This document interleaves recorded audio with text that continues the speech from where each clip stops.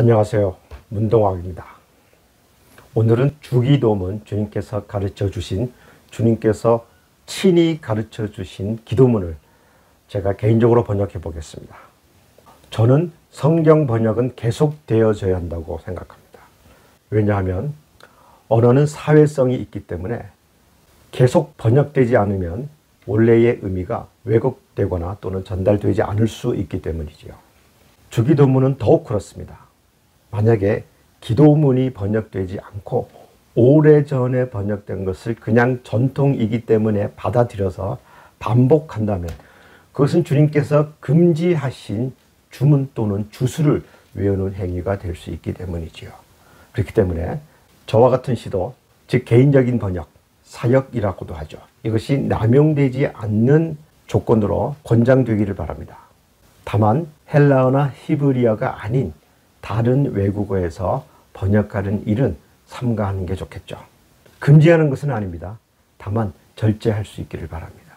그렇다고 헬라어나 히브리어를 신학대학이나 또는 어느 기관에서 한 학기 또는 두 학기 공부했다고 해서 성경을 번역할 수 있는 준비가 된 것은 아닙니다. 우리가 한국말을 잘 하지만 한국말을 가르치는 선생이 될 수 없는 것이잖아요. 우리가 영어를 1, 2년 배웠다고 영어를 한국말로 잘 번역할 수 있는 것은 아니죠. 그렇기 때문에 헬라어나 히브리어에서 함부로 번역하는 것은 또 조심해야 됩니다. 하지만 책임 있는 분들, 또 책임을 져야 하는 분들은 주저하지 말고 과감하게 새롭게 번역하기를 바랍니다. 왜냐하면 우리가 지금 사용하는 주기도문이 오래됐죠. 그러나 그것을 건드리면 안 되는 것처럼 꼭 금기처럼 되어 있습니다. 잘못하면 소리만 또는 단어만 반복하는 주문이나 주실이 되면 안 되겠죠. 그렇기 때문에 원래 뜻을 회복하기 위하여 번역하는 일은 계속 되어야 합니다. 사실 저는 지금 주일마다 채플에서 설교할 때 마태복음을 주제로 계속 이어서 설교하고 있습니다. 그런데 어떤 분이 저에게 갑자기 주기도문을 좀 새롭게 번역해 달라고 요구를 했습니다. 저는 하겠다고 약속을 해서 이번 주간에 하게 됩니다. 사실 저는 마태복음 6장 가서 주기도문이 나올 때 그때 번역 문제와 그 번역과 함께 말씀을 전하려고 했는데요. 오늘 순서 바꿔서 오늘 설교라기보다는 강의 형식으로 이 번역을 새롭게 해보겠습니다. 제가 주께서 가르치신 기도문을 새롭게 번역하는 원칙 또는 기준을 말씀드리겠습니다. 저는 예수님께서 회당에서는 히브리어로 기록된 성경을 읽고요. 일상생활에서는 아람어로 대화하셨다고 생각합니다. 그래서 일반 사람들은 지식 수준에 따라서 히브리어 성경을 읽거나 또는 70인역이라고 이름하는 헬라어로 번역된 성경을 읽었을 것입니다. 예수님께서 이 기도문을 가르치실 때에도 히브리어를 읽는 분으로서 아람어로 말씀하셨습니다. 그렇기 때문에 제가 주기도문을 새롭게 번역할 때는 아람어를 사용하신 예수님께서 히브리어 성경을 읽으셨다는 것을 전제하면서 히브리어 문법과 아람어 문법을 참고해서 번역을 하도록 하겠습니다. 먼저 우리 아버지라고 부르면서 기도를 시작하죠. 아마 예수님께서 아비누, 우리 아버지, 우리의 아버지라고 부르면서 기도하라고 가르치셨을 것입니다. 먼저 부르는 겁니다. 아빠, 아버지. 하나님을 아빠, 아버지라고 부르게 된 것은 예수님께서 특별히 가르쳐 주신 것입니다. 하나님을 왕이여 또는 전지전능하신 분이여 또는 목자여 라고 부르면 사실 기도하기가 쉽지가 않습니다. 그러나 아빠, 아버지라고 부를 때 그 아버지의 사랑으로 우리가 아버지께 기도할 수 있는 것입니다. 그렇기 때문에 먼저 우리 아버지라고 부르고 기도 시작하는 것이 옳습니다. 다음에 아버지는 하늘에 계십니다. 왜냐하면 원어에 우리 아버지라고 하늘에 계십니다 사이에 관계대명사가 있습니다. 영어로 잠깐 설명할까요? 이 관계대명사가 없다면 이렇습니다. Our Father in the heaven. 그렇죠? 그렇다면 하늘에 계신 우리 아버지입니다. 그러나 중간에 관계대명사가 있거든요.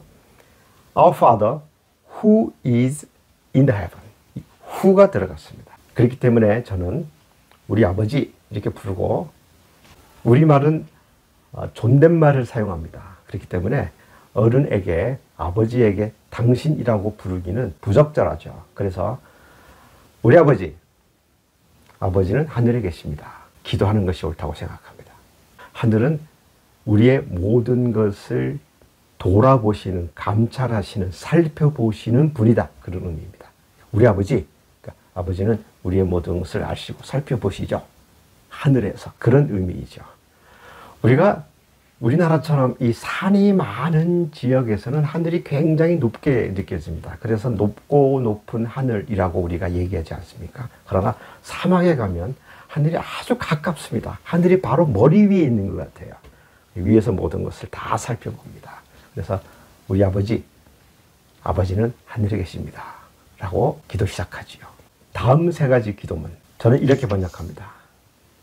아버지의 이름이 우리에 의하여 거룩히 여김을 받게 하옵소서. 아버지의 나라가 우리에 의하여 오게 하옵소서. 아버지의 뜻이 우리에 의하여 이루어지게 하옵소서. 이것을 이해하려면 히브리어의 문법을 이해해야 됩니다. 우리는 신약성경은 헬라어로 기록되었다고 해서 헬라어만 갖고 신약성경을 해석하고 번역하려고 하면 항상 어려움이 있죠. 제가 그래서 예수님께서 실제로 사용하셨던 언어, 아람어, 그리고 그 유대민족의 모국어라고 할 수 있는 심층 속에 있는 언어, 히브리어의 어법을 사용하지 않을 수가 없는 것입니다. 히브리어 문법에는 저시브라는 명령법이 있습니다. 이것은 말하는 사람의 의지가 담겨 있는 명령법이죠. 3인칭 명령법입니다. 우리말에는 명령은 2인칭에게만 합니다. 너 또는 너희들 또는 어르신에게 무슨 님 이렇게 해주세요, 이렇게 하세요, 이렇게 해라, 이렇게 하지 마라 등등이죠. 그러나 2인칭이 아닌 제3자, 3인칭, 제3의 것에 대하여 명령하는 것은 우리나라 어법에 참 없습니다. 물론 뭐 할지어다 뭐 이렇게 할 수도 있는데 사실상은 우리나라 어법에는 없는 것이죠. 문제가 여기 있습니다. 그러나 우리가 힌트를 얻을 수 있는 곳이 있어요. 창세기 1장입니다. 하나님께서 천지창조하실 때 빛에 대하여 빛이 있으라고 했습니다. 이것은 하나님께서 빛에게 말씀하신 게 아니에요. 하나님께서는 2인칭은 빛이 아닙니다. 아마 하나님 앞에 있는 다른 존재들에게 하시는 거고요. 빛은 존재하지 않았고 또 빛은 3인칭이고요. 문법도, 그러니까 어법도 3인칭 단수입니다.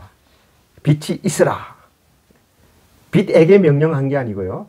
빛이 있으라. 그러니까 3인칭에게 명령한 겁니다. 2인칭은 빛이 아닙니다. 그러니까 빛에게 명령한 게 아니고 빛이 있을지어다 라고 명령했는데 빛이 있었습니다. 바로 이런 용법인데요.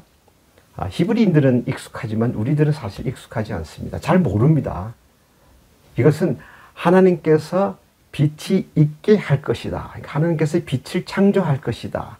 하나님께서 즉 말하는 사람의 의지가 깊이 담겨 있는 명령법이죠. 이것을 우리가 조금 더 이해하기 위해서는요, 영어에서 의지미래입니다. 영어를 또 설명하려니까 좀 죄송합니다. 그러나 이해하기 위해서 예를 들죠. 예를 들어서요, He will die. 그가 죽을 것이다 라고 표현하면 그가 어떤 방법이든 원인이 무엇이든 그냥 죽을 것이다. 죽게 돼 있다. 죽을 것이다 입니다. 그러나 He shall die 라고 한다면 그가 그냥 죽게 될 것이다가 아니고 내가 그를 죽게 만들 것이다 입니다. 그렇다고 내가 직접 죽이겠다는 것만은 아닙니다. 어쨌든 내가 그로 하여금 죽게 하겠다. 그러니까 I will kill him 도 되지만 더 정확하게 말씀드린다면 I will let him die 또는 I will let him be killed가 됩니다. 그가 죽을 것인데 죽도록 내가 하겠다 하는 것입니다. 이것이 영어의 의지미래 용법인데요. 히브리어의 저시브를 이해하는데 조금 도움은 됩니다.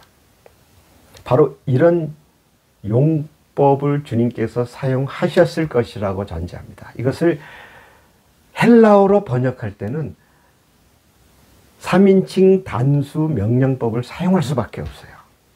그러니까 우리가 번역할 때 어려움이 있는 것이죠. 그렇기 때문에요, 우리가 아버지의 이름이 거룩하게 하옵소서, 그러니까 아버지께서 아버지의 이름을 거룩하게 하소서가 아닙니다. 하나님께서 스스로 하나님의 이름을 거룩하게 하신다면 그것은 우리의 기도가 아닙니다. 우리의 기도는 우리가 하나님의 이름을 거룩하게 하면서 살게 하옵소서입니다. 그렇기 때문에 이것을 정확하게 번역한다면 하나님의 이름이 우리에 의하여 거룩히 여김을 받게 하옵소서. 즉 우리가 일상생활에서 생활 속에서 하나님의 이름, 창조주 하나님의 이름이 거룩히 여김을 받게 살겠다는 의지가 담겨 있는 것이죠. 두 번째도 마찬가지입니다. 아버지의 나라가 오게 하소서인데요, 이것도 똑같은 용법입니다. 그렇기 때문에 아버지의 나라가 우리에 의하여 오게 하소서입니다. 그러니까 우리가 아버지의 나라, 하나님의 나라가 오게끔 우리가 뭔가 하겠다, 뭔가 하게 해 주옵소서.